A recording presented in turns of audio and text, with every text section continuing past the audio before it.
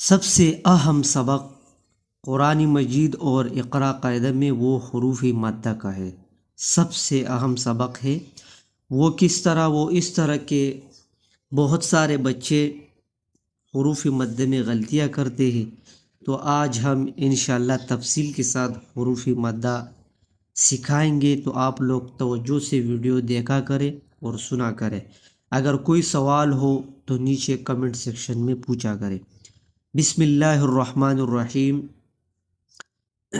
اقرا learn قرآن channel سب سے پہلے subscribe کریں۔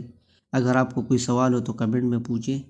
حروف مدہ الف، واو اور یا، ان تینوں حروف کو حروف مدہ کہا جاتا ہے۔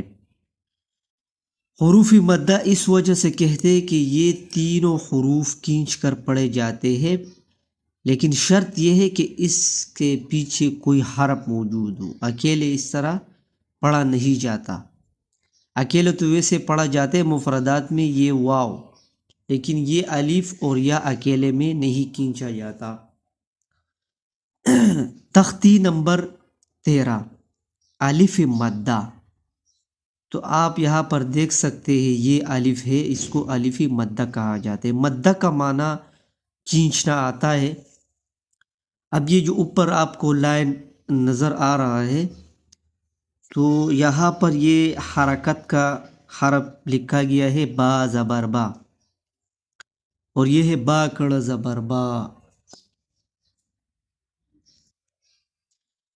تو یہ بھی با ہے اور اس کے اوپر یہ مدہ شمار کیا جاتا ہے، لیکن یہ با کڑ زبر با، اور یہ ہے با الف زبر با۔ یہ الگ الگ لکھے گئے ہیں، لیکن یہ بھی حروف مدہ میں شمار ہوتے ہیں۔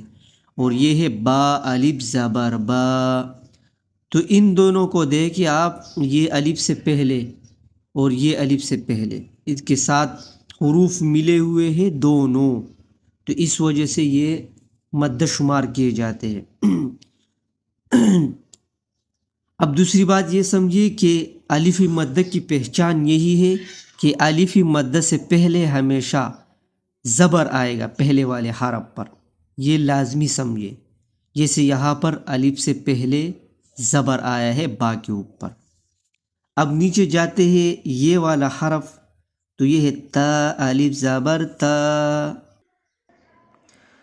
ثا الف زبر ثا، جیم الف زبر جا، ح الف زبر ح، خو الف زبر خو۔ تو اب آپ امید ہے کہ آپ سمجھ گئے ہوں گے۔ تو حروف مدہ الف، واو، یا، یہ تینوں ہے۔ الف سے پہلے ہمیشہ زبر آئے گا، واو سے پہلے ہمیشہ پیش آئے گا، اور یا سے پہلے ہمیشہ زیر آئے گا۔ فی الحال اگر آپ کو کوئی سوال ہو تو آپ بے شک پوچھ سکتے ہیں کمنٹ سیکشن میں۔ جو بھی کمنٹ کرے گا انشاءاللہ میں اس پر لازمی ویڈیو بناؤں گا۔